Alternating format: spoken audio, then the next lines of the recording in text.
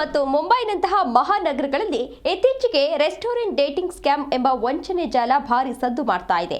ಒಂದು ಸಾಮಾನ್ಯ ಡೇಟ್ನಲ್ಲಿ ನೀವು ಕೇವಲ 2,000 ರೂಪಾಯಿ ಖರ್ಚು ಮಾಡಬೇಕಾದ ಜಾಗದಲ್ಲಿ 20,000 ರೂಪಾಯಿಯಿಂದ ಹಿಡಿದು 50,000 ರೂಪಾಯಿವರೆಗೆ ಬಿಲ್ ಪಾವತಿಸಬೇಕಾದ ಪರಿಸ್ಥಿತಿ ಬರಬಹುದು.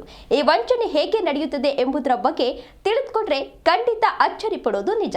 ವಂಚಕರು ಅಂದ್ರೆ ಸಾಮಾನ್ಯವಾಗಿ ಯುವತಿಯರು ಟೆಂಡರ್, ಬಂಬಲ್ ಅಥವಾ ಹಿಂಜ್ನಂತಹ ಆಪ್ಗಳಲ್ಲಿ ಆಕರ್ಷಕ ಪ್ರೊಫೈಲ್ನ ಸೃಷ್ಟಿಸಿ ಪುರುಷರನ್ನ ಸಂಪರ್ಕಿಸುತ್ತಾರೆ. ಮಾತುಕತೆ ಶುರುವಾದ ಸ್ವಲ್ಪ ಸಮಯದಲ್ಲೇ ಅವರು ಭೇಟಿಯಾಗಲು ಒತ್ತಾಯಿಸುತ್ತಾರೆ. ವಿಶೇಷ ಏನಂದ್ರೆ ಅವರು ತಮಗೆ ಮೊದಲೇ ಪರಿಚಯವಿರುವ ಅಥವಾ ನಗರದ ಯಾವುದೋ ಒಂದು ಮೂಲೆಯಲ್ಲಿರುವ ನಿರ್ದಿಷ್ಟ ಕೆಫೆ ಅಥವಾ ಬಾರ್ಗೆ ಬರುವಂತೆ ನಿಮ್ಮನ್ನ ಒಪ್ಪಿಸುತ್ತಾರೆ. ನೀವು ಅಲ್ಲಿಗೆ ಬಂದ ಕೂಡಲೇ ಅವರು ಮೆನುವಿನಲ್ಲಿರುವ ಅತ್ಯಂತ ದುಬಾರಿ ವೈನ್, ಹುಕ್ಕಾ ಅಥವಾ ಆಹಾರ ಪದಾರ್ಥಗಳನ್ನ ಸರಸಾಗಾಟಾಗಿ ಆರ್ಡರ್ ಮಾಡ್ತಾರೆ. ಕೆಲವೊಮ್ಮೆ ಮೆನುವಿನಲ್ಲಿ ಬೆಲೆಗಳೇ ಇರುವುದಿಲ್ಲ.